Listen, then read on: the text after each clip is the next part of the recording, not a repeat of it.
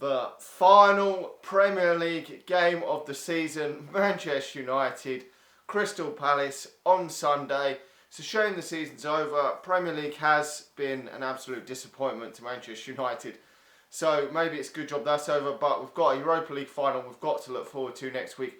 But this game takes more significance for me now that Jose Mourinho has named a shit ton of players that could potentially play in this game over the weekend. He's come out in his press conference today and named at least 5 or 6 players, youth players that could potentially be in the squad, are in the squad for this weekend's game and may potentially be on the bench and starting. It really does excite me for this game to see a number of youth players getting a chance in the first team, which probably never dreamt that they would get a start in this final game. Joel Pereira is the Manchester United goalkeeper.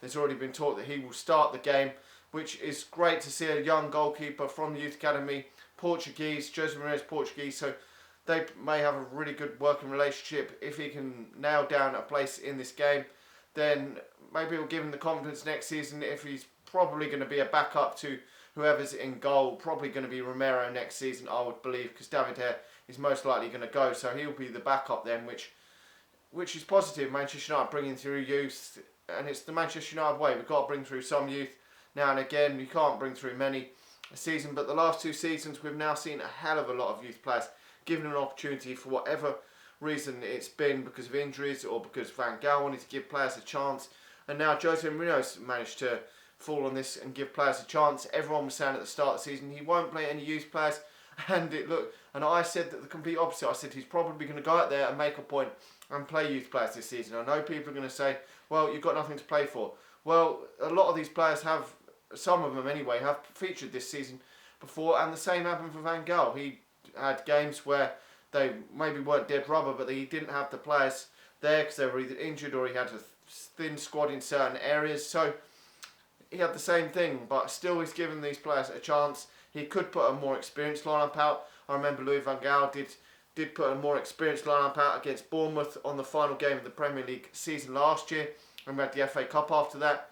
And I remember Manchester United did when we played West Ham and we had the FA Cup final, Carlos Tevez scoring the winning goal for West Ham. We put a decent side out. It wasn't as youthful as Jose Mourinho is maybe planning to put out. So I'm still going to give Jose Mourinho credit, because there is potentially talk that Angel Gomez could be in and around the Manchester United squad for this game. Whether he even makes the bench, I still highly doubt it. But to bring him in, he's been injured for the last month or more. That's a credit to Jose Mourinho that he's put him in and around the first team squad. He's been with the first team training, and this lad's only 16, so Jose Mourinho must have a lot of confidence in him that he could potentially be a great player for the future. He does look very good in the under-18s, but we've got to wait and see when he steps up. He hasn't even played any under-23 football this season, so it is a bit of a worry because he's been injured recently, and it's going to be a harder physical game than it was in the under-18s. So how he would cope if given any chance. There are a lot of others. Matty Willock could get a chance. Josh Harrop could, after getting some goals for the under-23s. So there's a number of players. I'm not even going to try and come up with an actual starting lineup which we could potentially play, because picking the starting lineups like picking the lottery numbers, you just do not know what players are going to play in this game. Obviously he's named them a good few young players that could potentially play or start this game. Fosu Mensah apparently is back and now in training and will feature in this game, which is an absolute positive, because Jose Mourinho before said that he was out for the remainder of the season, could potentially be needed for that game in the Europa League if there's any injury problems or anything, because Axel's had to fill in at right back when Valencia hasn't played at times. So Axel will probably get a chance again in this game, but we will have to wait and see. He was training with the senior players, Axel was, so I don't know if that is an indication that he's going to be in the Europa League squad in Jose Mourinho's mind for that game. And the other players that were playing in the training session, the likes of Angel Gomez and them sort of players, seem to be more the players that he was looking to focus on for this game. The only downfall probably is that Wayne Rooney might not get a send-off from Old Trafford, because it doesn't look like Jose Mourinho hinted that he wasn't going to play him this weekend, which could be a shame, because Wayne Rooney will probably depart Manchester United in the summer, and he has been a fantastic servant to Manchester United. Whatever fans think of Wayne Rooney and other critics out there of other clubs, Wayne Rooney is Manchester United's all-time leading goal scorer. It took a long time for that to be broken, and it could well take a while for that to be broken again. So he has given Manchester United a long period of time. He could have left Manchester United at times. Some of the times he was right to have his voice his concern at the way Manchester United were going, bringing in the likes of Oberton and that. So he won't get a send-off. Neither will David De Gea if David De Gea leaves as well in the summer, which is a bit disappointing. Maybe Wayne Rooney will play in that game at some point in Stockholm. I wouldn't be surprised if he doesn't come off the bench in that game. I'm sure he'd definitely be in the squad and certainly on the bench if not for that game. Now, obviously, I don't know how this game's going to go. I would expect Crystal Palace to be favourite if Manchester United are putting such a youthful squad. We've heard that Paul Pogba, though, will feature because he hasn't played a lot lately because of his father's passing away. So he's going to need some minutes.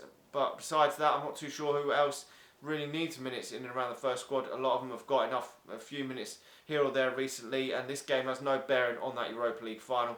We could lose this game 3-0 and go and win that final, or we could win this game and lose the final. So we don't know, but obviously Crystal Palace have got players the likes of Ben Tiki and Wilfried Zaha, who was a former Manchester United player, who could cause Manchester United problems. And I think this is probably going to be too much for Manchester United's youthful team, and I think that Crystal Palace will probably get over the line in this game. I think they're probably going to win it maybe 2-1, 2-0, something like that. I just think it's going to be too much for this Manchester United team. I know we've had a lot of draws at Old Trafford this season, but with such a youthful team, it's asking a lot. If supposing Angel Gomez, I don't think he will play in this game. I don't think he's even going to be on the substitutes bench. I would be very surprised anyway. But if he was given, say, 45 to 60 minutes in this game, it's asking a lot of young players like that to come into the Manchester United team and perform at a high level against a decent, I think it's still a decent Crystal Palace team. I think they're in a bit of a false position because of where they were before Sam Allardyce took over. I think if Sam Allardyce had been there all season, then yes, they would have been higher, I believe, up the league.